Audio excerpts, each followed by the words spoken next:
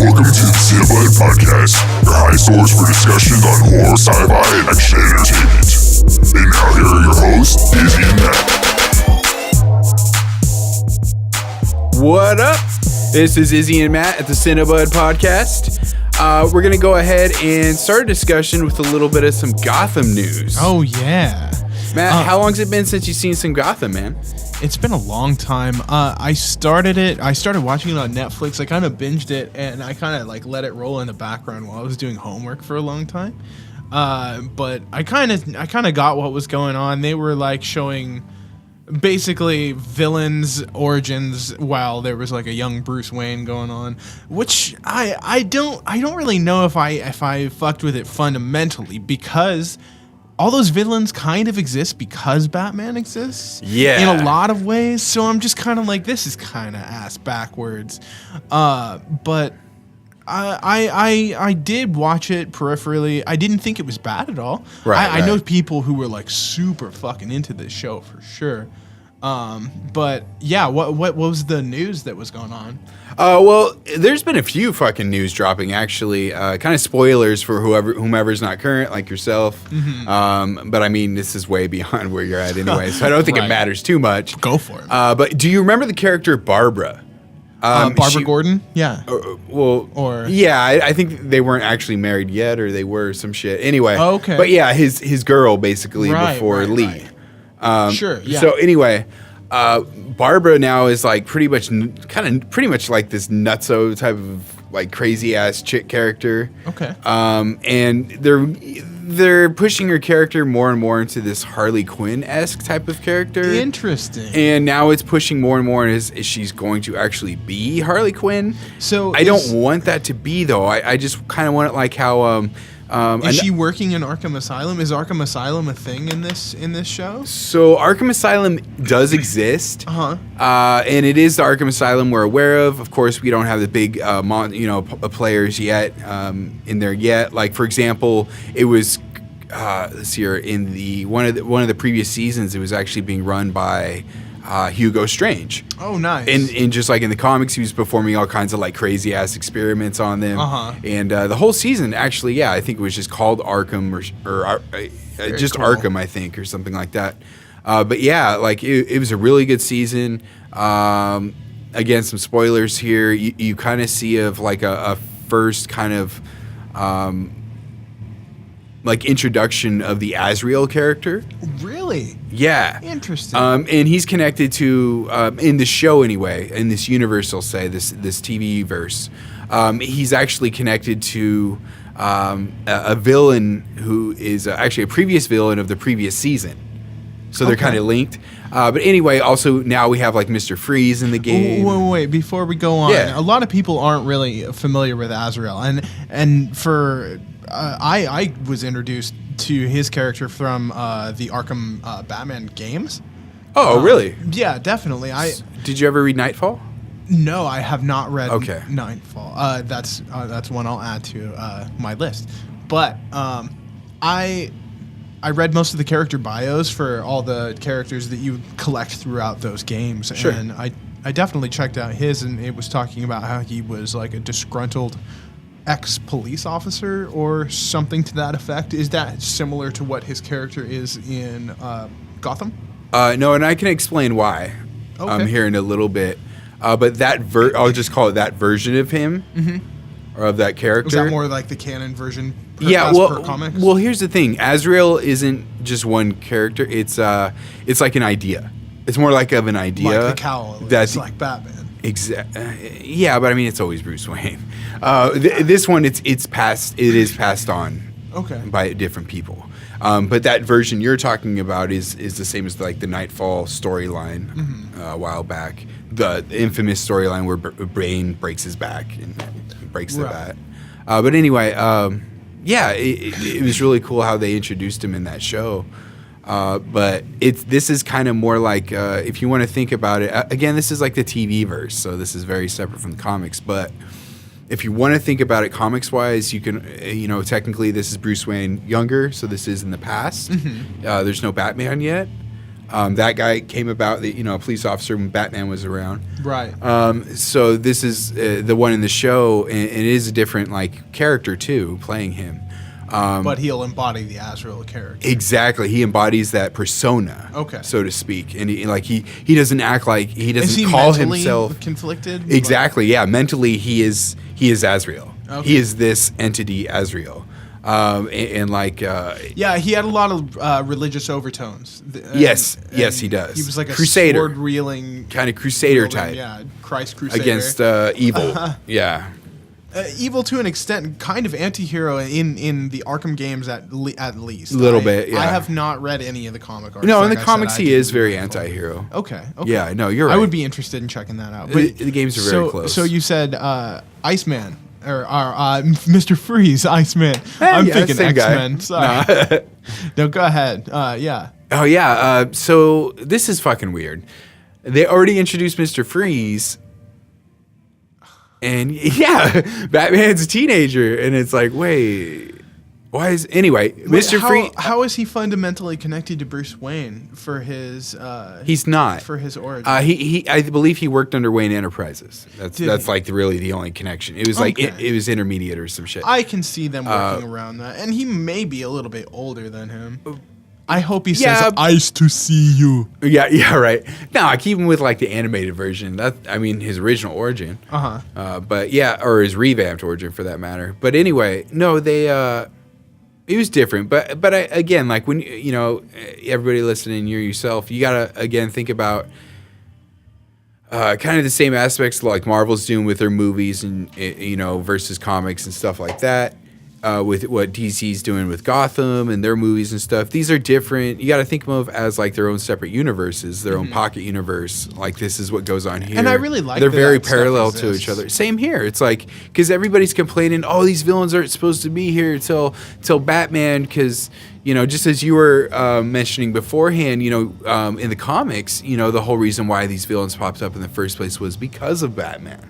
Right. So this kind of explores it differently. It's definitely more Jim Gordon focused, which the actor who plays definitely a phenomenal job. Like I love that actor who plays that type of Jim Gordon, that young Jim Gordon. It's really cool, and his partner. But no, they with the villains though, it's kind of cool getting that early introduction. Right. Again, like before you continue, the one thing that I don't like about Jim Gordon in this series, he doesn't have a mustache, dude. Not yet.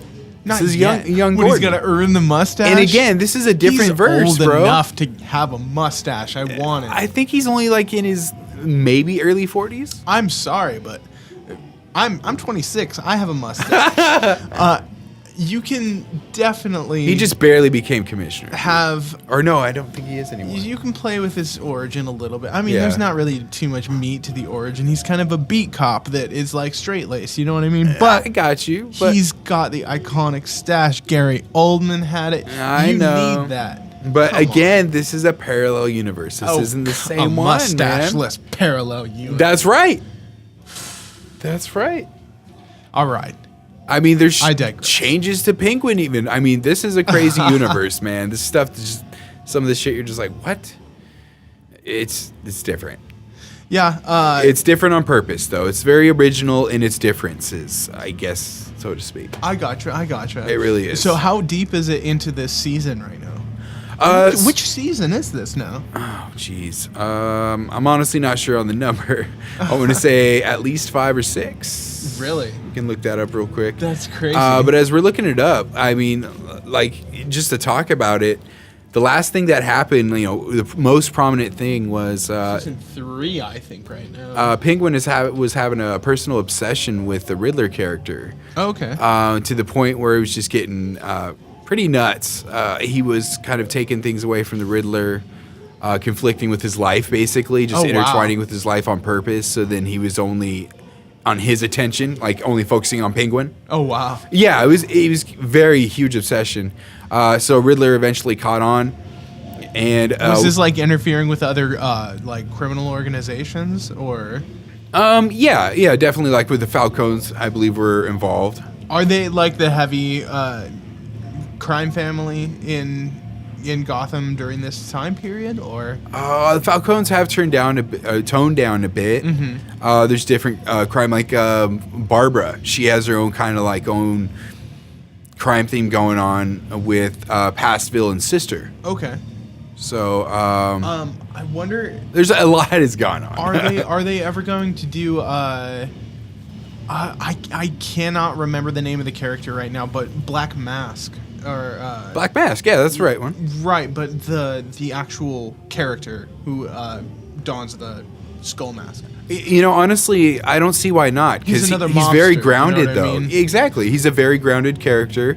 Yeah, he's got a crazy mask, but you know, honestly, in Gotham, but he just wears that for intimidation and exactly for super villainy purposes only. It's very like analytical. It's a move. He wears the mask for a reason. Eventually, then I mean, he has no choice. It gets fused. I mean, Is that right? Yeah, eventually it's on him. Like on the video games, it's fused. No doubt. No, yeah, it's not coming off. Oh, okay. Like when you see him getting his ass kicked in the jail, No, like he still has it on his face. I got you. No, I did read some early comics. Okay. It reflected his origins and stuff like that. No, for sure. Yeah. So I could see that, and then eventually, like, showing how it would get fused. That's cool, though. I can dig it. Yeah, So, totally. they did all that stuff with the Joker, where he loses his face or whatever. Yeah. So, okay, I'm It's sorry. like all the New 52 stuff, yeah? A lot of people can disagree with this, but I do not consider him to be a Joker. I consider him to be a foreshadowing of things to come for the Joker. That's cool. For one, like it's just this guy named Jerome, who he's got the kind of like Jokerish laugh. Yeah, for one thing, you shouldn't know his name. You know what I mean? No. For it to be like legit the No, Joker. yeah, like Le he has Joker, no as we'll get to definite later. origin. But again, different universe, whatever. Again, you got to just play with it as it goes. So with Jerome, it was very Jokerish thing going on, and now that he's teamed up with Barbara, it's different because like she's already like That's where like the Harley Quinn stuff is, yeah? yeah, exactly. Like now she's being like this Harley Quinn-esque.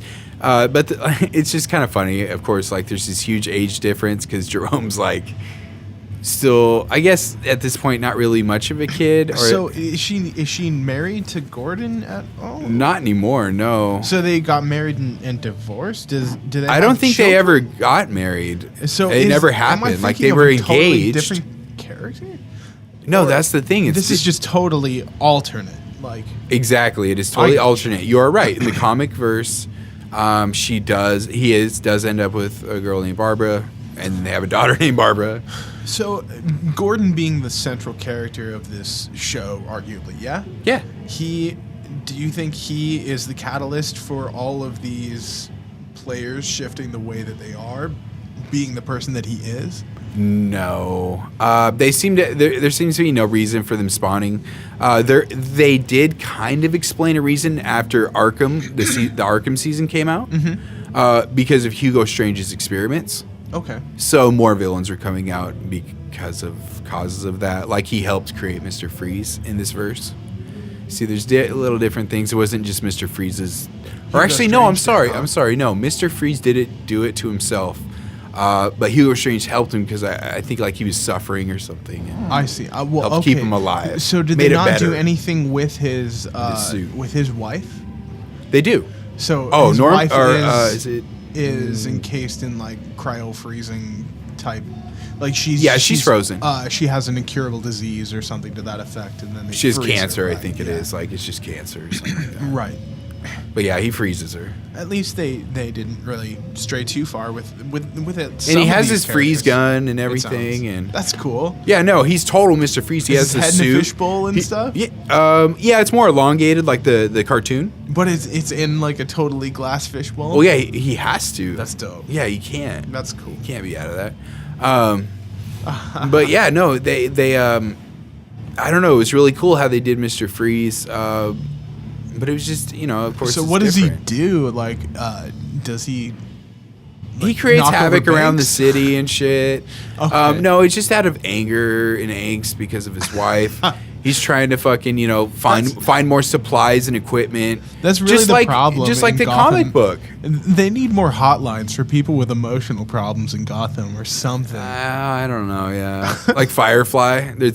First of all, it's in this verse. It's a female, and she's a very emotional villain. I think she's dead now, actually. But yeah, interesting. Did she have a jetpack or anything like that? That's and a flamethrower. Cool. Very cool. Yeah. So, aside from all the villains spawning, was there any other news for Gotham?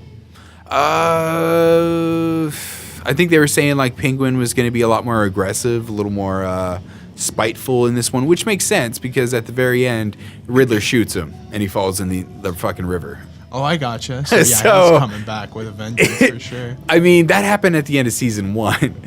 The Penguin, yeah. Penguin's been like shot so many goddamn times. So, does he have the bottle stuck in his eye yet? The bottle stuck in his eye? No, not yet. But he has the limp. And he has his cane. He has the limp and the cane. Doing a thing. But again, it's a different verse. He may not even be fat. He might stay skinny.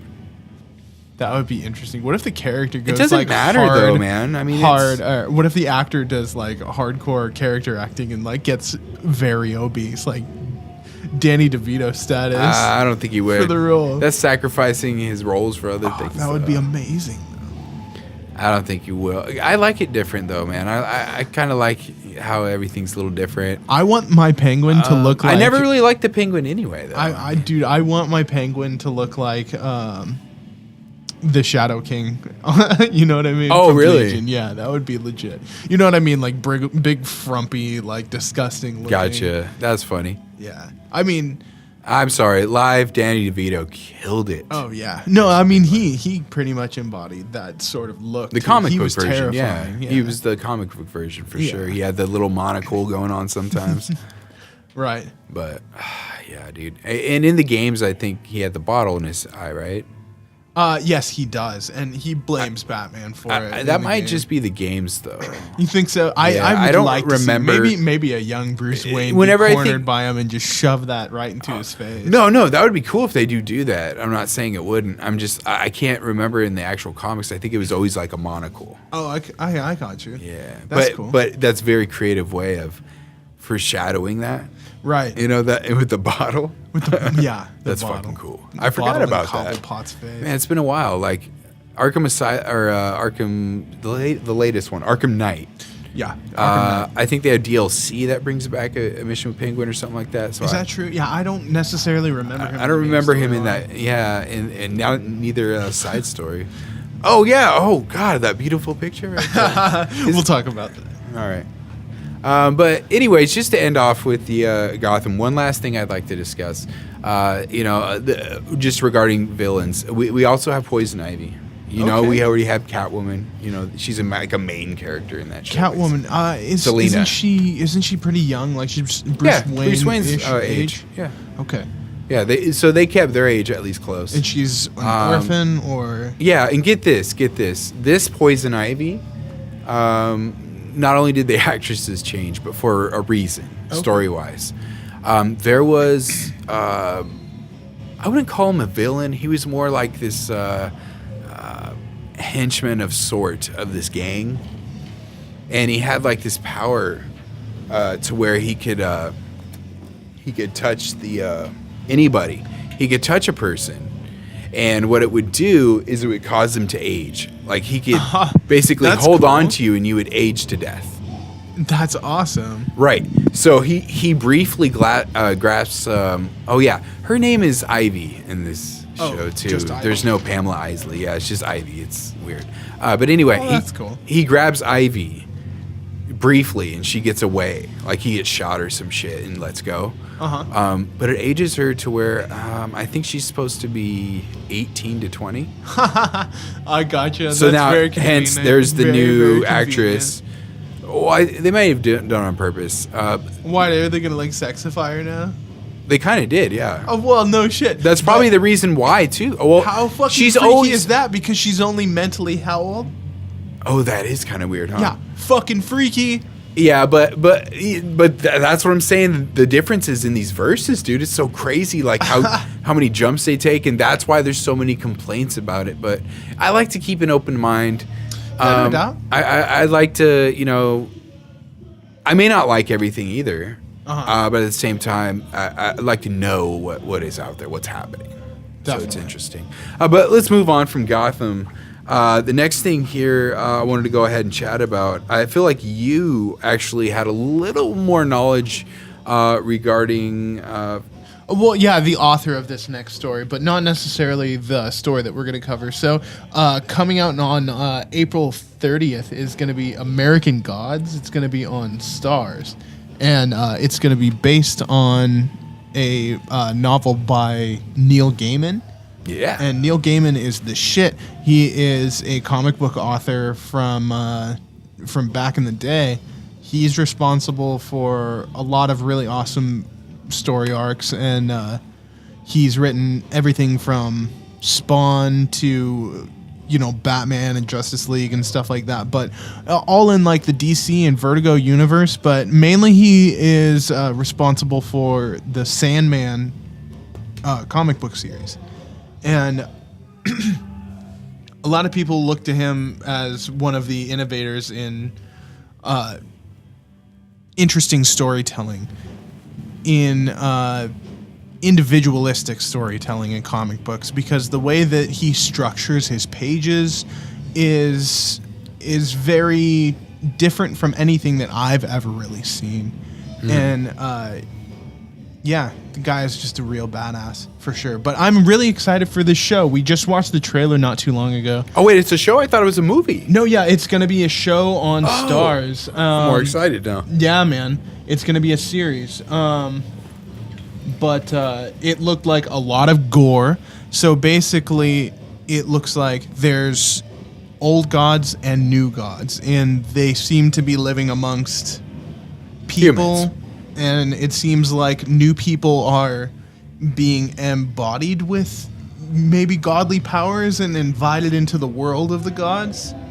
It possibly, it kind of seemed like there might have been that, because it seemed like that the I forget what the name of the character that they said he was, but the young tall black guy, he wants... He's like Shadow something. Yeah. He seemed to be a little bit naive as to the new world. Like, he seems like he might have been living a normal life up until then. Possibly. I'm not sure. So I'm only inferring this from watching one trailer. Real quick. So for that theory you were talking about, I think, honestly, that at that point, he was just kind of... They were bringing him to Earth. Okay. And... Again, this kind of goes to my theory. I think kind of like supernatural-ish, like they can't honestly create a physical form for themselves, so they have to inhabit a body. Interesting. And maybe he's getting used to it, so he's just kind of like, this is fucking weird.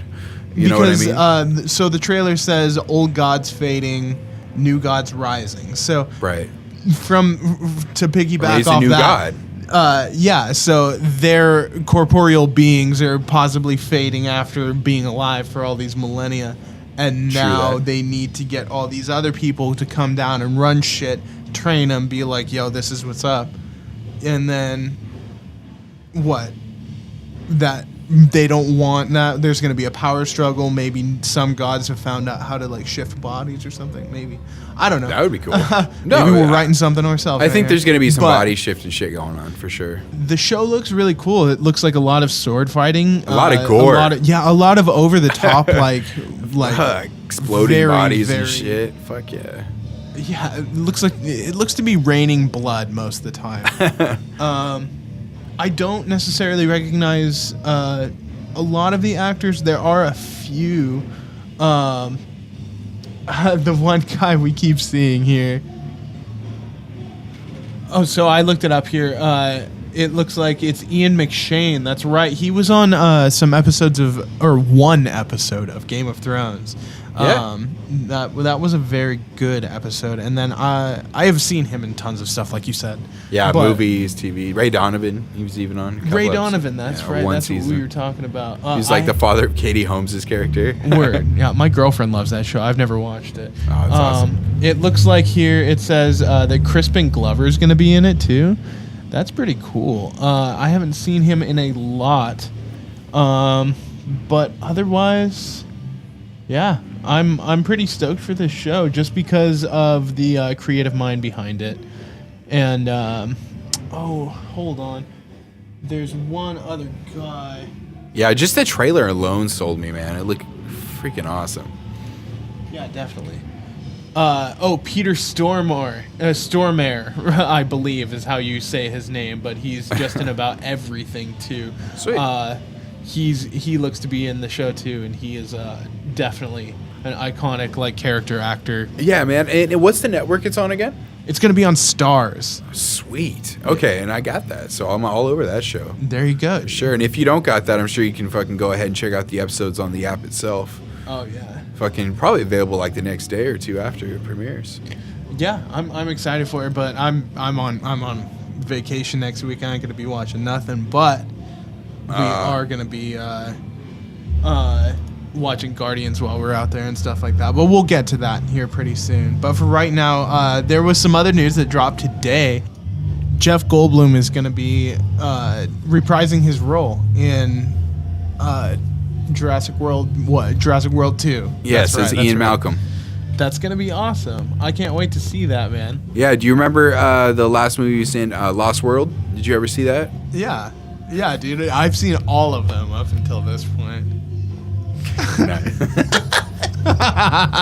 Sorry, I got Izzy laughing because we have this He's got amazing the picture. Jeff Goldblum posing over here in a shot from Jurassic Park with his shirt just flowing open. It's hilarious. Just at this moment for some reason. There's been so many meme pictures of this. And oh, I know, right? Yeah, but I love it. No, it's great. Thank you. I needed that laugh. Yeah, it's definitely awesome. But no, I'm totally excited for him to be in Jurassic World 2. I honestly feel like it's just going to be like a cameo, though. Yeah, most likely. You know, which isn't bad, but it's kind of cool to see, like, we'll see what he's doing. Hopefully it's not just him saying, hey, and then, I got to eat my dinosaur or some shit like that. That would be just terrible. That would suck. Maybe he'll be in a post-credit scene. Maybe he'll turn into Brundlefly and fuck up a dinosaur. Just fucking throw up on it. Maybe they'll make a Jeff Goldblum dinosaur hybrid and he'll be mixed with a T-Rex or something. Brundlesaur. Brundlesaur. Brundlesaurus. Jeff Goldblumsaur. Blum. Goldblumsaur. Oh, that'd be cool. But hey, speaking of Jeff Goldblum. Fucking, he's also going to be in Guardians. What? Oh yeah. Did you hear about that? Well, of course, man. I just saw. Wait, Jeff Goldblum's gonna be in Guardians? Oh, that was Thor, huh? We'll edit that out. What are we talking about next? I can't see. We're gonna talk about. Infinity fucking War. We're gonna talk about Guardians first, though. Oh, that's what I thought. That's what I was trying to transition in. Oh, here. Oh yeah, and here back to what I was saying just before this was we're gonna go see Guardians for sure while I'm out on vacation. It's coming out next week. I cannot wait, man. Oh, I know, right? But you definitely are gonna be sitting through the credits, right? Oh, for sure. It's been announced, and honestly, there's already some articles, if not already pulled, showing if for real, the actual descriptions of the not 1 or 2 after credit scene, but 5. That's right, 5 after credit scenes. Such a James Gunn thing to pull. Sit through that whole freaking movie, and when you're done, you're not done. Just sit through the rest. See what else is coming up. If not, okay, whatever. But I know I'm going to sit James through Gunn it. trolling the MCU, being like, you fans love your fucking post-credit scenes. Man. Here, my whole movie's fan service. Here's 5 fucking post-credit scenes. And you know what's going to be even funnier? They're probably, maybe at least 1 will be plot-driven. The rest will just be, like, funny. like Yeah. a little dance. No, One's going to be a Groot scene. I've heard that 3 of them are jokes, and 2 of them are significant to the MCU. Okay, that's cool. Yeah. That's cool. Right, that's a good ratio, right? No, yeah, it's fine. Either way, I'm fine with it. Like Guardians, definitely. Initially, when up I there heard for this me. news, I had thought, okay, 5 post-credit scenes. We're gonna have the Guardians split up, and this is gonna be 5 individual scenes. We're gonna get like Drax on his own. We're gonna get Star-Lord on his own. Gamora, maybe, and then Rocket and Groot, and then maybe another post-credit scene. But since then, I'd heard that there's going to be 3 jokes, 2 significant things. But Yeah. And by the end of this film, I'm assuming we're going to have a new team of Guardians as well. yeah, no, I had heard that I know they're Mantis gonna have, is going to be part of it. Well, Mantis is already introduced in this film. Yeah, But, exactly. a more established character, because you were telling me that they're going to have more, years in between these movies, right?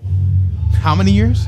4. So essentially, as reported, there's supposed to be 4 years between Volume 1 and Volume 2. And then I believe, this one I'm not too sure, it's at least 2 to 4 years between this one and Infinity War. Oh, wow. And then also Infinity War 2 Volume 3.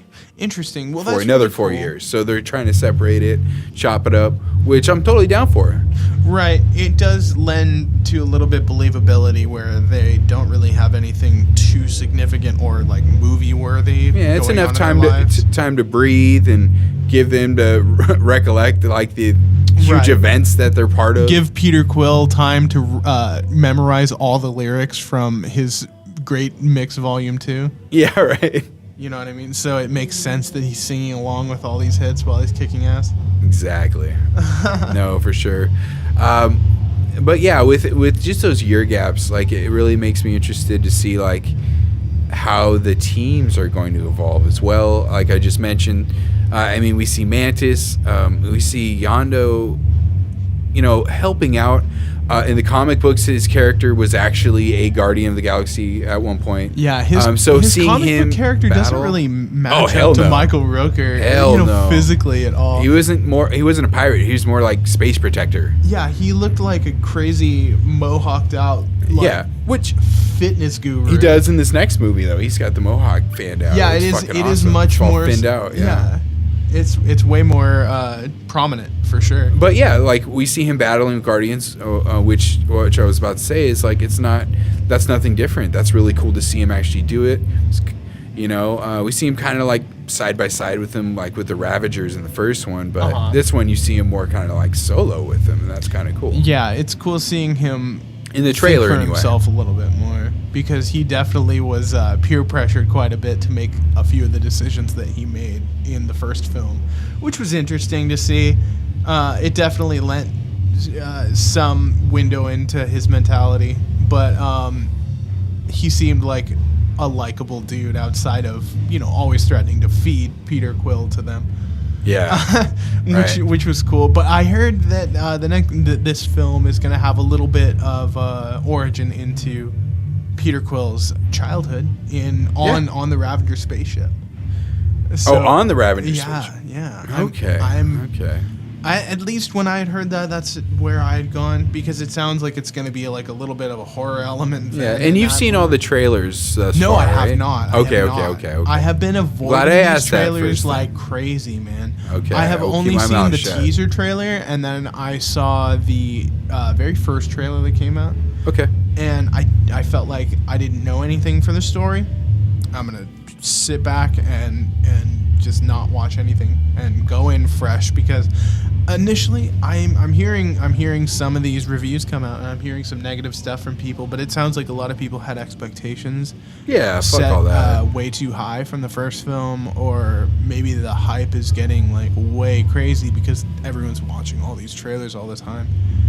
But You're probably absolutely correct. I'm trying to stay back and just know that I'm gonna come and I'm gonna listen for James Gunn writing, and I'm gonna watch it for the cinematography, because I know this is gonna be a beautiful film, and I can't wait to see all these actors that I love portray all these comic book characters that I love again. It's gonna be great, dude. Hell yeah. No, I agree. I mean, especially introduction to new people, stuff like that. And continuing on with more Marvel news, though. They were talking also regarding like Thanos, saying like his storyline's actually gonna be a bit similar to like Infinity Gauntlet wise or Infinity War wise. Right. That storyline's gonna be similar. Of course, not obviously not the same. No, not even similar. Really? I heard so Kevin it's gonna be Feige like exactly say it was going to mirror. Okay, mirror, yeah, because obviously we don't have a death yet, but. No, but what I had been theorizing for a while is that Cate Blanchett is not going to die in Thor Ragnarok or get harmed in any sort of significant way. She might get shushed away, or maybe she banished will go off on her yeah. own and do her own fucking thing, or maybe she will get banished. Maybe another Infinity Gem will fuck her up in some way, and then Thanos will come out, snatch that shit up. She'll pop out, and he'll be like, "Hey, what's up, bitch?" I'm the CGI raisin. He definitely falls in love with death, with the idea of death, and she embodies that same character to a certain extent. And like we said in previous episodes, they're definitely making her mirror the comic books. They're putting them together right now. And so I think that they're trying to tee that up and get everyone mentally ready for this to happen. Yeah, it makes sense. Yeah. I mean, she is the goddess of the underworld, basically. That's pretty close to death, if you ask me. I'm really looking forward to a villain getting away and winning for once in a Marvel movie. Oh, for sure. I think we already kind of have that spoiled for us right here just from all these leaks coming, but it makes me more anticipation. It builds the anticipation even more for Thor Ragnarok. Yeah. I really cannot wait. I'm really interested to see what they're going to do besides like the Planet Hulk-esque type stuff. Yeah. I mean, that's cool and all, but I want to see the original ideas. I want to see what they have on the table, what they want to do with Definitely. And like I said, we haven't seen the majority of this film so far. I think that's like the first 30, 45 minutes, maybe. Yeah. I'm hoping for a bit of a longer film, too. For sure. And I get what you mean about trailers and stuff, but honestly, like, it's only a few minutes. Yeah. You think it's a lot of the movie, but it's really not. It's That's true. And I have heard that sometimes though movies will show you like the good scenes only that shitty. That's something different. I know. It's or entirely like all different. these comedies that just throw you the punchline after punchline. That's not what I'm talking about. That's worse. Yeah, it sucks, dude. Yeah. It's harsh. And I heard that Guardians is actually not an offender in this field, that they showed very little throughout most of their trailers, that the majority of the film has not been released to the public yet. Good. Most of the storylines are surprises to people, they were watchers. Some pretty long trailers too. Interesting. The ones I've seen. Cool. I'm stoked on it, but I am really excited to see a Thanos-centric film. Well, yeah, like apparently the first one, that's what it's going to be. It's going to be Thanos just going around just destroying shit. Really? Yeah. I think the first film is going to, throughout the first Infinity War film, I think he will be collecting the gems in a brutal fashion. Yep. He will probably have his goons with him. Do you know the name of his like collection of guys that he's got? Because I think that they've already he just kind of like has like warriors. He has like lieutenants. Exactly. He has like warriors at his disposal. Yeah. Like not really like underlings much. Right. But they're definitely strong people. Like one homie that Ronan just broke his neck when he was having a heated conversation with Thanos, or he was trying to talk to Thanos. Do you remember in the first Guardians film? Yeah. He was He was like one of his lieutenants. Yeah, he was one of his lieutenants, correct. Yeah. He was just in, power hungry. The first Avengers film, too. Yep. And they're going to unveil a lot more of his lieutenants, and I think he will successfully get this gauntlet and possibly, at the end of this film, kill half of existence. Yeah, and what's going to be interesting too, and this brings me back to Thor Ragnarok, is how he's going to obtain the gauntlet. We know at this point, well, we're going to see the last stone in Ragnarok, but by the end of Ragnarok, we'll know where all these stones are at this point, right? Right. Or at that point before the movie, I mean. But the gauntlet itself, if you remember in the first Thor movie, is in display in Asgard. So I'm wondering if it's still there. Like, why would it move anyway? Is he going to fucking destroy, fuck it up? I have thought about this. Exact same thing. And there are moments... Okay, so there's the moment after Age of Ultron, the post-credit scene, where Thanos has his first line, "Fine, I'll do it myself," or whatever, right? And he dons the gauntlet, right? Right. Are we led to believe that that is chronologically happening post the Age of Ultron events, him donning the gauntlet? I feel like that's far future.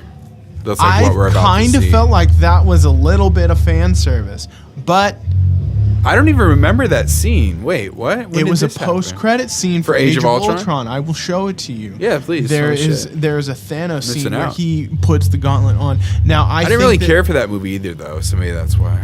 Honestly, yeah, that might have been one of the biggest stinkers that Marvel came out. It's like, oh, they're fighting Ultrons. Yeah, and I heard that the production grind was hell on Joss Whedon, and I feel for him, and I'm glad that he went on to a different franchise and did his own thing for a while, and mentally collected himself after doing that for 2 films. Now he's doing Batgirl. It's a lot of heavy lifting. I'm glad that they got 2 directors for the next couple films. He's doing Batgirl now. Yeah, that's cool. Good on him. That's awesome. But yeah, what were we talking about? We were basically talking about Thanos with the gauntlet. Right. I think that the first Thor film was such an underwhelming film to the point where I don't think they'll significantly tie it in that much. You don't think they had a plan at that point? I think that they might go for the chronological point of view where that scene happened right then, and Thanos already has that shit. They ain't gonna explain that to you. Or when that Asgard was kind of fucked up. Was it the second Thor film or the first one where Asgard actually got destroyed? He had to break the bridge and shit. Oh, that was the second film. Okay, I think so. Wasn't Asgard getting destroyed, or was getting all fucked up from the inside? Yeah. What if the gauntlet just got displaced from there? Right. Where the Dark Elves grabbed it and pawned it off. And there was also because it was empty. It didn't have the gems. It was empty. No, it was empty. It was just so it's just a gauntlet. Yeah. Right. It could also be what they say that there's only one gauntlet per. Honestly, he may already have the gauntlet at this point. Then. Right. That's pretty much what they infer after. Because now that I think about, it doesn't even have the gems. It's useless at that point. So it's like, oh, okay, wow, he has a glove. Right. And that movie wasn't as successful as possible. They're like, let's slide Thanos in there and make it a little better. No, I'm just playing. Exactly. Nah, talking shit. But.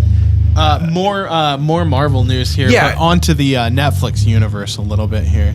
It just shows us here a little bit further into what we're going to see Colleen Wing as at the beginning of Defenders, right? At the beginning of Defenders? Yeah. Oh, is that what it said? Oh, I thought it was just saying this was going to just happen in the show in general. Oh, what? Like the next season of Iron Fist? No, for Defenders. Oh, no, this will be where we find Colleen Wing's character. This Matt Murdock ain't got shit to do with that, you know what I mean? That's true. This is just where we're going to find Colleen Wing. But, so basically what we're saying, she's going to be dealing with the aftermath of Iron Fist, and I'm personally not finished with that show, but I can pretty much infer what's going to happen. I've already figured out some stuff here and there, but...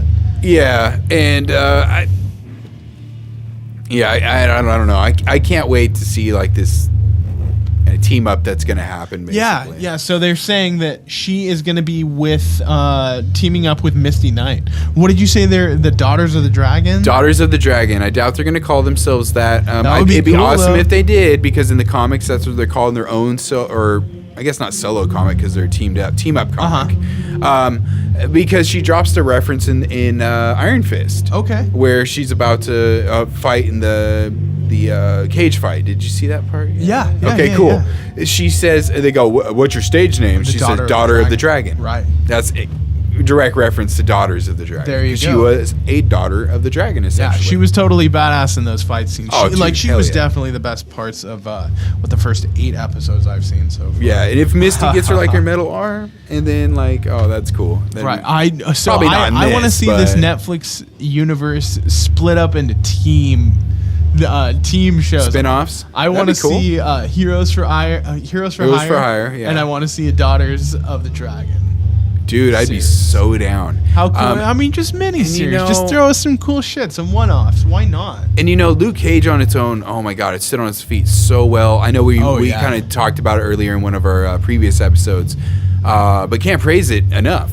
But honestly, the team up, just like it was in the comics Heroes for Hire with Luke Cage and Iron Fist, I think will help Iron Fist a lot too. Mm-hmm. But I mean, just with his character alone, again, I don't know how he's going to be in Defenders. Like, this, Defenders kind of quit filming as that was released. So I don't know. Right. Anyway, it'd be really cool to see that team up and see that dynamic, because at this point, Iron Fist is very serious. Luke Cage is, I mean, he's serious, but he's not goofy, but he's very chill dude.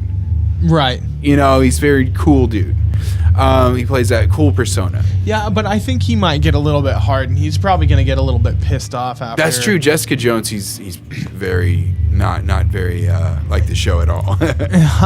That's true, but there was a different showrunner, and he hadn't put his feet in those shoes for as long as he had during that series. For sure, that's a good point. But I think that Michael Coulter is fucking Luke Cage. Oh, he is straight up Luke Cage. Through and through, man, yeah. Like, he looks just fucking like him. Yeah, it's the shit. Yeah, dude. But yeah, so moving away from Marvel news, we had a little bit of a news for an MTV show. We don't really cover that too often. Hey, it's still TV. We do cover TV. So I haven't seen this yet, but I see it on my Netflix. I'm telling you, man, you should really check out the Scream TV series. Yeah, the Scream TV series. So, I mean, if you're a fan of the movies, it doesn't, honestly, I'll just tell you what, it doesn't matter if you've seen the movies or not. These are not canon to those movies in a sense. Like, I think it may be in the same universe, but these are really completely different group of people. Nothing to do with those other people. I'm pretty sure it's probably a different state. Mm-hmm. Like, it's completely different, and I love that. The reason why it's called Scream is it does have kind of a similar premise. It's this killer, mystery about who it is, blah, blah, blah. Right. Same kind of idea. You have your horror fanatic, kind of similar characters so for a new generation. Tropes too. A little bit. And you have like this rich girl. I don't think they had that in those movies, but it is a little different. And there's no Dewey character, so they don't directly copy no police officer. There's no ghost face mask. That's also really cool. No, the killer's very original look, I guess. What does he look like? Well, he's got it kind of gives away the character too, but he's got those face repair masks where like you have to wear it just to hold your face in place while it's restructuring itself. You know what I'm talking about? Sure. So it's like one of those. Interesting. Yeah. So like it's all over the face. Apparatus. Like it's all over the face, but it's like all plastic and shit. Interesting. But it is like similar to Scream and stuff. They just actually recently ended it with a Halloween episode last year. And it really wasn't that great. I was very disappointed the way it ended. So were many fans of that series, because the way it ended, it was kind of like, oh, what? Like you gave us this other huge, not really clue, but reveal to a bunch of theories and clues that have revolved since the beginning of the season. It lasted only 2 seasons, with addition to the Halloween episode to end it for fans. But they just ended it with like this huge reveal where you're like, what? Are you kidding me? Like you're going to end it right there where that has so much meat to go off of and end a season with that. Just end the season with that. With that whole premise. That would be cool. Or I'm sorry, not the season, but the show with that. and the way they ended it, yeah, a lot of fans, including myself, just felt kind of backlash. Like, oh, that sucks. Like, thank you for the fan service, but at the same time, no, thank you. That's that fucking pissed me off. What? Because you want to see more? No, yeah. That really sucks because the news here is that they are completely I mean, I can spoil it for you if you want. Well, no. I think I will. Yeah, check no, it out. I want you to watch it. But I do mean, want you you know to how I watch am it. with binging shit. I'm really slow, but It's cool. But yeah, Queen Latifah's producing company, I believe, yeah, is helping with this reboot. What is it? Flavor Unit Entertainment. Yeah. Yeah, like that'll be interesting to see like what new spin they put on it. Like I heard from the article you were telling me about that basically it's going to be like a new premise or like new people again. So hopefully another new idea. It kind of sounds like they're going to take American Horror type like the American Horror Story route, right? I think they might do something like that. And that's interesting because that only sells me even more into this series, honestly. Yeah. Because I'm not all that interested in a series revolving around one killer where how many fucking seasons is it going to last before I find out who the fucking killer is already? You know what I mean? Yeah, short stories are cool. Yeah, give me a fucking break. It's a murder mystery. Solve it. We got a full season. That's enough. There's only so much teasing I can handle. So much trauma. It's kind of how I wish the Walking Dead show went. I hate to just jump off a tangent here, but real quick. You're good. Just real quick. It's kind of like how I feel like the Walking Dead should go. I'm still a fan of the series to this day, but especially at this point, they're really going side by side with the comic. There's a few original ideas that are cool here and there, but a lot of it's like the comic. I wish it was kind of like season, if not every 2 seasons, where it's a different group of survivors. Ooh. No comic shit at all. No Rick and the gang. Yeah, it may not have been as popular, but it would have been cool to see. They definitely do that. I mean, they got that with Fear. Dead, but yeah, I mean, but it's going to be ongoing. Like Walking, they're going to try to do it ongoing. It's going on its 3rd season now. True. Maybe they can do a different zombie survival show like that, but some production value. There's been too many. It's been saturated with the market. I love the genre, and I have not even kind of kept up on all these little shows that have popped up. For sure. I mean, I don't blame you. Yeah, there's a lot going on. Everything down to like the Santa Clarita Diet is a fucking zombie thing now. Oh man, yeah, it was so good, but I it's totally so short. do dig that show. I'm not done with it yet. I do dig that. Really? Show for sure, though. I envy you. Yeah. Take your time. Yeah, I am. Take your time. It's so short. But it's renewed, so that's good. Right. We can definitely look forward to more of that. But there just needs to be more horror shows. My girlfriend and I we're going to start Bates Motel. Oh, sweet. Yeah, that'll be pretty soon here. So, dude, yeah, and they actually just premiered the last episode Monday night. And it's kind of hard to see it go. It's just like, damn. Yeah. Okay, yeah, it's over. All right. Because it was different. It was different, but it was good. But back to Scream. What did you have? Did you see all the movies? Oh, of course, dude. What was your favorite one? I even saw Scream 4. Scream 3. Yeah? Yeah. Really? I think Scream 3 is my favorite. Okay. It just kind of put a bow tie on everything and just kind of it felt right almost. Gotcha. Just to end it all right there. But Scream 4 was a pile of shit. It wasn't that bad, I thought. I mean, it was a nice little comeback, but I felt like 3 was worse than 4. I kind of loved 3. I don't know why. Maybe it's because that time. Yeah. And you got memories. Yeah, it could be totally nostalgia, but I do love the original for sure. And 2, original's my favorite. 2 freaked me out. I do remember. And then I think it's because I've seen 3 so many times. There you go. It's been on like television, and I think it's my dad's favorite movie of all time. Oh fuck, man! He got so much influence that you just mentioned right there. Right, exactly. So it's just like I've seen that one over all the other ones. So I just remember that one the most. So totally. I find myself enjoying that one the most. Nice. All right. Which one is your favorite? Again, the original. Especially like just remembering back the original intro with Drew Barrymore and then her death. Like, I remember seeing that in the theater. Big Freddy Krueger fan at that time already, and of course, like People Under the Stairs, fucking Hills Have Eyes, big Wes Craven fan. And then his big comeback with Scream, and it was a big thing. Right. And I was like, I hope this is really good. And you see it in the theater, because you already know there's no monsters, nothing. Kind of like, Hills Have Eyes, I guess they weren't really monsters, but they were like more kind of like humans, but just deformed. Right. But like Last House on the Left, that's just all humans. Fucking terrible story, but yeah, there's no monsters in that. But yeah, like it was cool how it was just all real. I was a teenager at that time. It was a teenager type of movie. That was cool. No doubt. Even though they obviously were not teenagers, they were very old.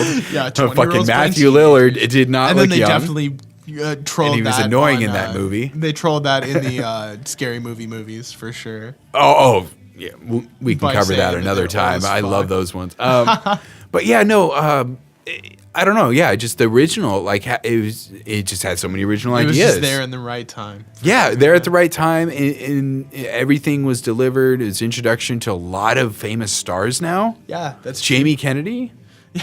Yeah, that's true. Dude, He played the film. He was nerd. the film nerd. Yeah, the horror nerd. Yeah, the horror nerd. Right. Yeah. Jamie Kennedy came out of that. Nev Campbell was pretty popular already from the Party of Five show. Yeah, that's true. So there was some known. Matthew Lillard. He just does his own fucking thing, and they just picked him up. I guess. Shaggy. Yeah, but no, it was really cool. Especially with like that ending. Yeah. I was just like, oh, there's two killers? Fuck yeah, okay. Right? That's that different. was a really cool ending. All right. Oh shit, it was both people I expected. Yeah, right? Yeah. And they start stabbing themselves, making it, just so cool. Yeah, ideas. that was a brutal ass Just ending. the ideas were really cool. That's what I respected. It's very Wes Craven. Yes. Like his old school shit. Very much so. Very old school Wes Craven. And that's what I loved. Old school with a fresh twist. Yeah, definitely. Yeah. So we had another little, just a small little leak that came out for the Injustice 2 game that we've been covering. It looks like the Joker is going to be in this game. Yeah, he's definitely returning. Yeah, and it looks awesome. So the leak is from a French version of Injustice. Le Joker. Le Joker. It's pretty awesome. He looks like he's got a crowbar, a knife, and Joker gas. And a nice overcoat. yeah, a very nice interesting overcoat. wardrobe choice for the Joker. And like a cringy neckbeard hat. You know what I'm saying? One of those Yeah. It looks a little gangsta. bowler hat. Kinda. Yeah. Like a 1920s gangster. They saw Jared Leto and they're like, let's make this Joker a little thug. Yeah, let's move on from Just thug him up a little bit. Not too much, just a little bit. that. Not quite that though. No, but yeah, he just doesn't. It's an interesting skin. I think that they're gonna have different the characters. gameplay was good that we saw though. That was cool. That's what matters most. Fuck, who cares what he looks like? How does he play? Yeah, the gameplay was pretty cool. It was just the Flash kicking the living shit out of the Joker. Pretty much, yeah. Yeah. That was amazing. Yeah, it looks like it'll be really cool once the gameplay hits. But so yeah, the main thing that we've been excited about since we heard about this, today? Yeah, is that when this news dropped? Yeah, immediately when I had seen the article, I notified you. I also tweeted it on our Twitter account. Just like, oh my god, like it's happening. We fucking knew it was happening. Right, we talked about this like a few days ago. Now it's official. Like, and like now our thoughts just all the fans of this are probably going wild.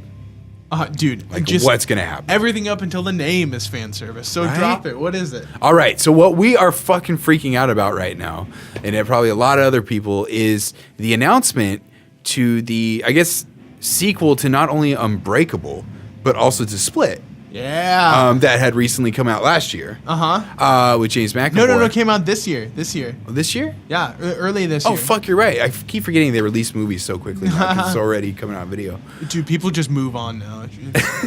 Digital. Anyway, but yeah, we're talking about the new titled, I guess, third movie to that whole entire To like the trilogy Unbreakable type, like Unbreakable series. 3, I guess, Yeah. or Unbreakable 2, whatever you want to call it, is going to be called Glass. Glass. Just simply titled Glass. And honestly, I'm going to tell you, Matt, why I think it is just such a beautiful and fitting title for this. Yeah, the dude. whole Break it down. fucking reason, man, is this. Like, you see, the Dunn character, fucking Bruce Willis's character. Mm-hmm. He's just he's the unbreakable guy. Like, he can't, he can't basically be hurt, I guess, or be sick or anything like that. He's got super strength, but weakness of water. So which gives him a vulnerability, kind of like just fragile to a point. Right. And then of course we have Mr. Glass. Enough said. He has glass in his name.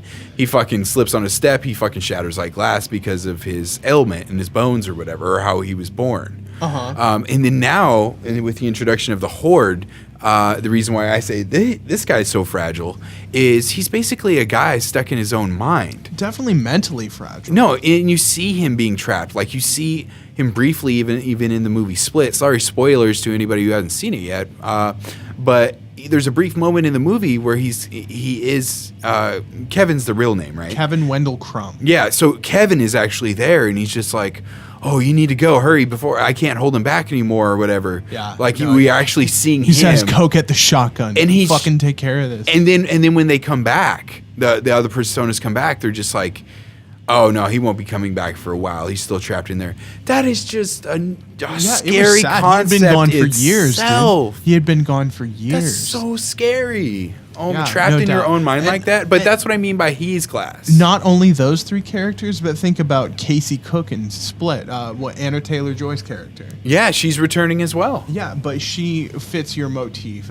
She's very Glass. Yeah, No? but some strong ass Glass. Like, I'm really, it's very interesting too that I'm really happy that she was announced she's returning too. Right. Because we see her at the very end of the movie, kind of giving that cop a look when she says, your uncle's here. And she gives this very like nerve-wracking look to the cop. And I don't know, it's up to interpretation really, this scene, the outcome. But I felt the cop knew exactly what was up. I mean, she's been on the field for a while. Let's say she's an experienced cop. She knows what signs to look for. She's trained in this. She's a cop. So, like, of course, like, she's going to see those certain signs, or signals. Sorry, not signs, signals that she's giving off. Yeah. And I think, like, I really hope that's picked up off too. I definitely think that they'll touch on that as long as she is in the story, and she is. And so, If not Bruce Willis saving her from the uncle, that'd be cool. there was a little bit of a synopsis connected to the official announcement. I'll read that here. It says, following the conclusion of Split, Glass finds Dunn pursuing Crumb's superhuman figure of the Beast in a series of escalating encounters, while the shadowy presence of Price emerges as an orchestrator who holds secrets critical to both men. So what does that sound like to you? Like, how is that playing in your head as you read that? Exactly what you had said, with him being the puppet master behind it all. You know what I mean? And that is strings. And it sounds like there's your built-in M. Night fucking twist to end all trilogy twists. I mean, he has a secret. He's got a fucking secret. What is the secret? Yeah, right? Me, Mr. Glass, what's that secret? I want to know. You bird me. Man, I sincerely cannot wait for this film. We've been talking. We predicted this. 2 episodes ago? Man, no. Well, honestly, no. If we want to get back to it, Was it 3 episodes ago? Yeah. Well, we announced the prediction, but we honestly been talking about this since. Oh, dude, since Split. we saw Split. Oh man, I can't. Just like theorizing about that. But now that it's actually happening, like, I'm so fucking happy. I can't fucking wait. And what's that release date again? It's in. I know it's in 2019. It was January of 2019. Yeah. So that'll be awesome. That's cool. Beginning of the year. You don't really need to wait that long. We're going to go ahead and wrap it up. Again, this is a Cinebud podcast. We are your hosts, Izzy. And I'm Matt, and you can follow me on Twitter at MattCinebud. And you can follow me as well on Twitter at IzzyCinebud. You can go ahead and also either follow us or go ahead and check us out on Facebook. We're on through SoundCloud as well. On Twitter, we are at Cinebud Podcast. Yes, at Cinebud Podcast for Twitter.